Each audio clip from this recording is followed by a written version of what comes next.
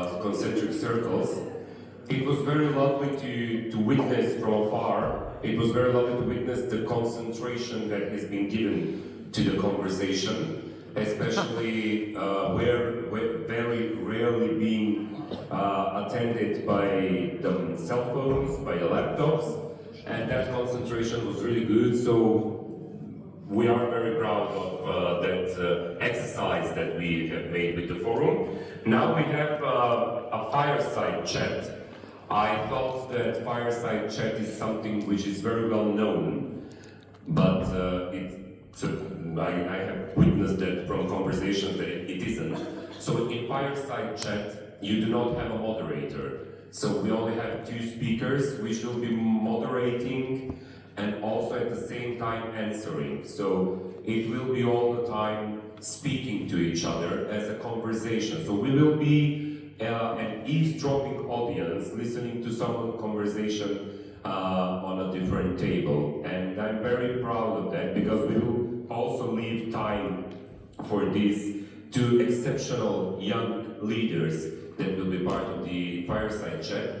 We will leave some time for questions. Theodora and Peter, if that is okay, if anyone wants to. Yeah. So this session will explore how young professionals, institutions, and cross-border networks can drive regional shift from brain drain through brain gain. We already tackled that topic. The discussion will focus on empowering talent, fostering meaningful engagement, and leveraging regional initiatives such as RICO, and to create opportunities for youth. So the speakers, which I'm now inviting to join us on the stage, are Teodora Stolevska, Head of Programs at Regional Youth Cooperation Office, RICO.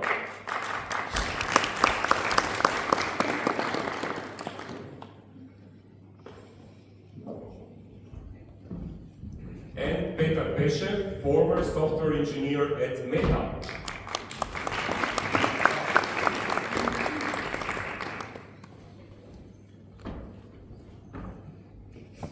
So I'm leaving the stage to the two of you. We can switch this, please, background. We can see their faces, how they looked like before. Well, Boris said 11 years old, but not this year. So let's see what we have done with the fireside chat. Applause, guys.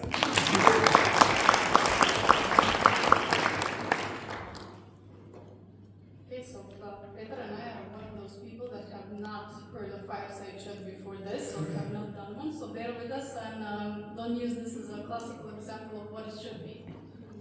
Okay, I think when we spoke with Petar, one of the things that came to my mind was, wow, you managed to get a job at Meta and then you decided to leave it. So I would say my first question to you is, how does one get a job at Meta and why does one decide to leave a job at Meta to come back to Skopje?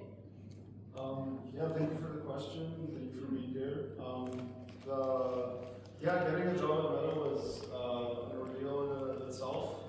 It took a lot of determination, long interview processes. I studied at Brown, and I was recruited through one of the career fairs for an internship at Meta.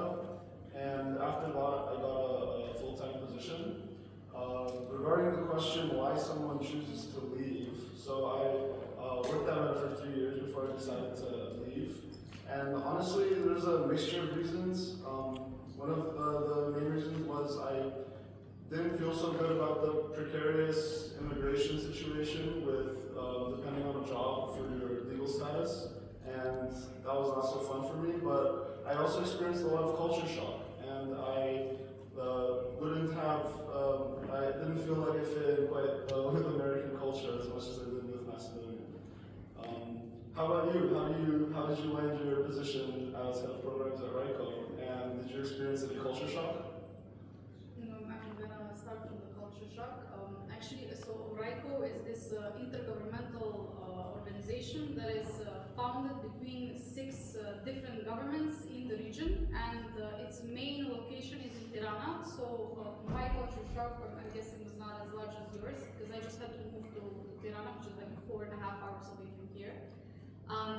So to be very honest, at the beginning, it was something that for me seemed very daunting and scary, especially moving alone to a different city, to a different society. You are experiencing new things, but that sort of shock passed after 2 weeks because you realize that Tirana is exactly the same city as Skopje, and then because of the nature of my job and because we have to go through all of these capitals in the region, you realize that every single capital city in the Western Balkan is the same city that has the same issue.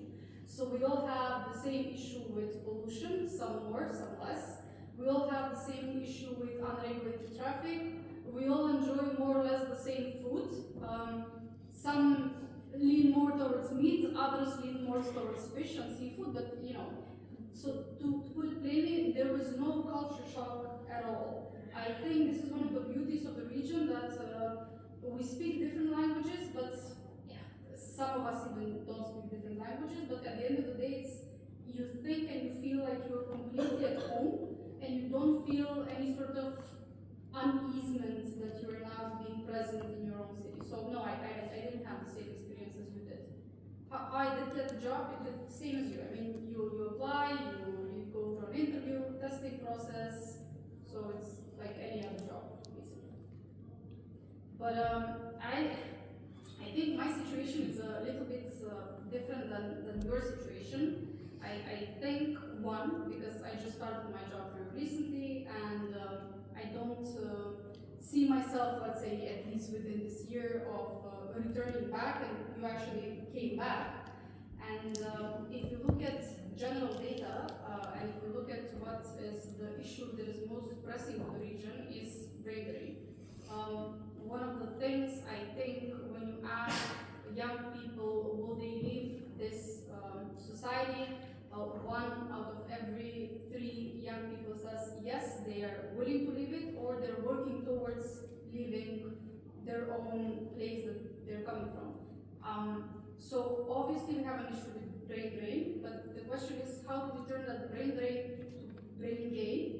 So my question to you is, what would you give out as a message to young people who are either thinking about leaving, whether the universe and the other societies are shiny and pink as we see them from here, or alternatively, if they're already somewhere there, what kind of message would you give them? Why should they come back like you did? Yeah, I mean, that's a great question. I think it's the most important question. So one of the things that I would emphasize and I would give as advice to anyone that's either planning to leave or has already left and is considering their options is to, I for myself experienced, and I know many others in that position experience, a huge psychological burden on that, where they feel as though if they don't manage to emigrate, if they don't manage to move somewhere and find a job somewhere else, then that's essentially equivalent to total failure. And I think that that's really dangerous.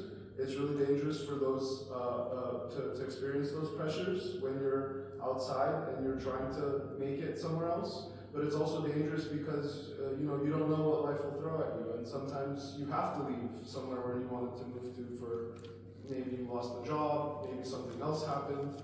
And I think it's always good, and it's always good for anyone in any situation to consider all of their options and to keep in the back of their mind what it is they could be doing if they were to come back to whatever country they're from, and to experience that as not a complete failure, but to look on the bright side of it and consider that they could potentially have a life in their back. And I think that would really result in a way healthier approach to the process of emigrating, and also to potentially coming back in the future, just not experiencing it so intensely.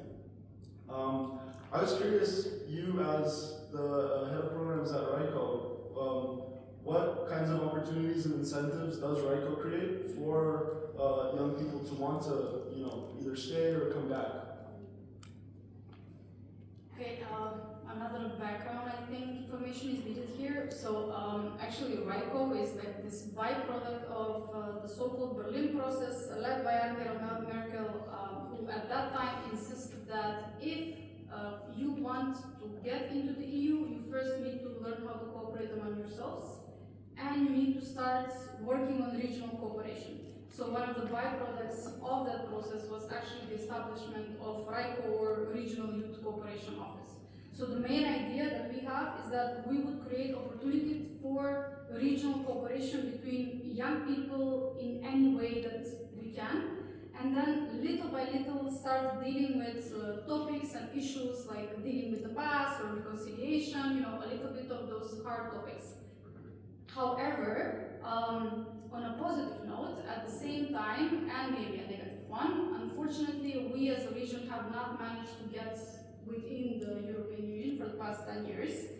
But at the same time, because we have not been able to get within the European Union, what has started slowly happening because of the Berlin process is that regional cooperation has started to sort of thrive in the Western Balkan region. So now we see joint borders, we see connected highways, we see a roaming-free zone, we see a lot of economic opportunities coming.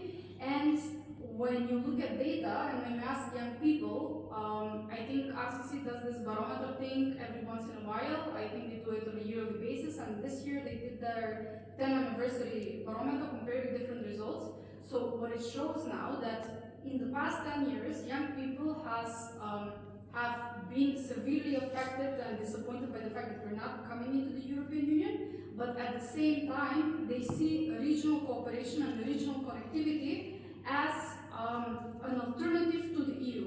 So young people understand, and they are aware of the fact that a regional cooperation and a connected region is something that is very beneficial, which is the same thing that we believe, again, coming to a question within RICO. So we are fully aware that the biggest issue of the societies is brain drain, but at the same time, we want to use that challenge and make it into an opportunity. So the idea and what we stand for is basically using migration in a way of circular migration within the region.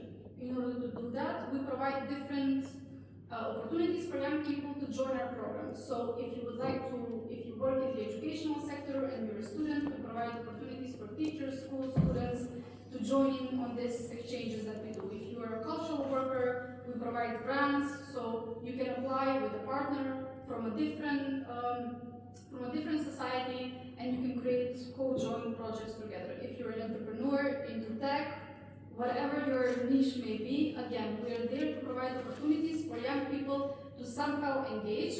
And on a long term, the idea is that we'll be able to be providing these long-term opportunities for young people. So if you are a tech whiz, such as yourself, coming from Skopje and you would like to spread your wings a little bit, like myself, but not too far away from home, so maybe Tirana, Pristina, Belgrade, we would like to be there to offer opportunities for young people so they can actually take their skills and transfer them to the region, but not necessarily that they need to leave the region so they can find some alternative, let's say, or an interesting environment to work in there.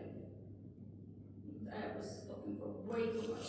Sorry for monopolizing the space. Again, this is very new to me as a format. Okay, coming back to you. So, I don't know how much time we have. You have. Oh, we have, good. So, another thing that I honestly find very fascinating is it's very interesting coming from a very small city like Skopje to be able to know someone that went out and got this amazing opportunity and learned so many skills there. And then when you hear that they come back, they of course have their reasons why they came back, and you just explain us those reasons. But then you think about the skills that they gain. When you come back here, do you feel that you are somehow leveled up from your peers, or do you feel like if you weren't there, this kind of skills will not be, let's say, easily accessible to you? Do you maybe think that this is something that everyone should try out just so they can build up on their skills, not necessarily to stay there, but rather to gain some different experiences that are not available here? Yeah, that's a great question. I mean, yeah, the skills is one aspect, but I would say like an even more a more important aspect of what you gain when you go out is perspective. You get a lot of perspective about how things work in other places, how at Meta I got to see what it looks like to have such a big company and to organize it, and what levels of organization you need for that to keep running all of the time with people coming in and out. And I think it definitely gave me a lot of perspective, and I would just recommend to anyone that does have the opportunity to take that opportunity to go and see and learn things, because it could give them perspective. But as I said before, also to keep in mind that something in the back of their mind that from that perspective, what is it that they can bring back, or what opportunities can they create for themselves in the case that they come back with that newfound knowledge. So, and on top of that, like you said, the skills, there's some things that are happening, some technologies that are being used that it takes some time for us to adapt to them here. And it's really good to learn those technologies, and it's a great environment to just learn those things very quickly in the case that you do have the opportunity to. If you can give out one message to the people in the audience, what that message would be, advocating for staying in the region, and by staying, I don't know, maybe what's the potential of the region, or what's the potential of this specific society? Why should we stay here, or why should we, if we want to move, just move in the neighborhood? Well, I can speak especially from the tech space and what I've seen from that. First of all, just from moving abroad, working in the US as a software engineer, I experienced firsthand just how many very smart, quality people are coming from this region and are working all across the world and in America as well. And also when I came back, I experienced how many great software engineers and intelligent people there are here that have the potential to create new products in this region and the companies in this region. And right now we do have a booming tech industry in Macedonia, and I think that there's lots of potential for anyone that is in that space or would like to create a product in that space, maybe even if they're not a software engineer themselves, to consider the potential of the region. That actually there are a lot of highly skilled people here in that space that are able to develop products and to market them globally and to sell them globally. And I think it actually has a lot of potential, as opposed to hoping to create a startup in the US, which is a pretty cutthroat industry and lots of gambling on the sides of investors who throw that money around. But yeah, that's what I would advise to anyone in that space or looking to work or start something in that space, that actually this region is exceptionally good for that. How about you? So we come from a very, very different background. I would say I have no idea how the tech industry works anywhere, including this region, but I'm a huge advocate for the region. So I really can relate about what you were saying, pressures, especially internal pressures that we feel individually. So I was the type of person that fell under the pressure of my other peers. I saw everyone moving abroad, either studying abroad or working abroad, or just simply moving away. And I started sort of feeling that same pressure that I needed to do something, I needed to change my environment, otherwise I would be seen or perceived as, a failure, someone who didn't even try to do anything outside of their city. So my idea was, I can try this opportunity, that it's not really that far away, so I can come home every 2 weeks. I still do that, by the way. I come home every 2 weeks because I miss my friends being here. But when you do get there, it's an amazing opportunity to see that you are home away from home. So again, I would say that it's very easy to feel either an individual pressure that you need to be doing something, especially if you're comparing yourself to your peers, or two, you're simply maybe demotivated by the place that you live in. So again, back to data, if you ask young people why they want to move, they want to move because of high levels of corruption. So they are extremely frustrated, but they don't see a solution.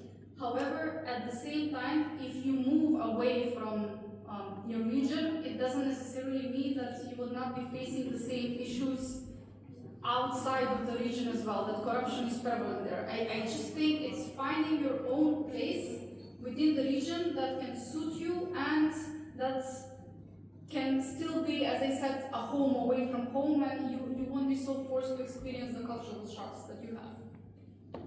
Well, thanks to both of you. Can we give it up for Peter and Theodora?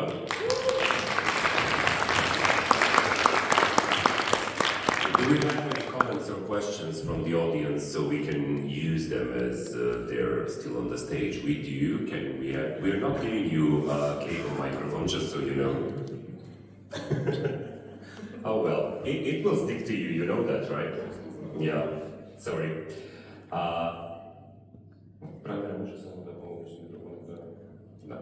Thank you.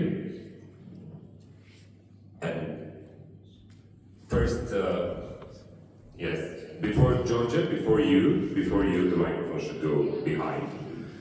Maybe I know that I said we won't give her a microphone, but okay. Thank you very much, you're so kind. Thank you for the discussion. I have a comment or a question, so to say. Something that I see is happening very well in Bulgaria in the recent years is engaging with the diaspora more actively, and there are a couple of great initiatives that are happening specifically in initiatives that help startups from Bulgaria to be more successful abroad.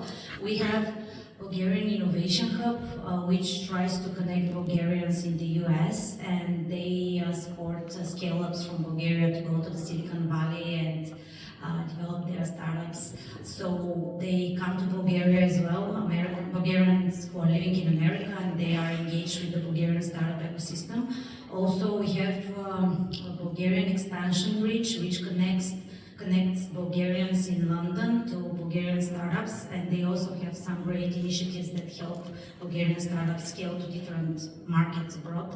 And in the last years, there is one initiative which is called The Bridge, where 200 entrepreneurs, investors, people from the startup ecosystem who are living abroad go to Varna, this is on the Black Sea coast, and they not only drink and have fun, but also network and have ideas on how they can support the Bulgarian startup ecosystem. And what we are seeing is that even though those people are immigrated and are super successful abroad, they want to be connected with the Bulgarian ecosystem and they want to give back, and they are becoming angel investors, they are participating in a lot of charities, donations, and they are really contributing to the development of the startup ecosystem, because one of the problems that we have is that we don't have the knowledge to scale abroad, especially in Western Europe or in the US. So my question here is whether you have, and this is a question to the whole audience, if you have some great initiatives that you would like to share, but I think, and I also want a big shout out to Kirill Savosky, who is Macedonian and who just started Balkan American Chamber of Commerce, which is in New York, situated there, and he tries to connect Macedonians, Bulgarians, Greek in New York to be connected with the Balkans, with their home countries. So yeah, if you have some great initiatives on how to stay connected with the diaspora, I think at some point those people might feel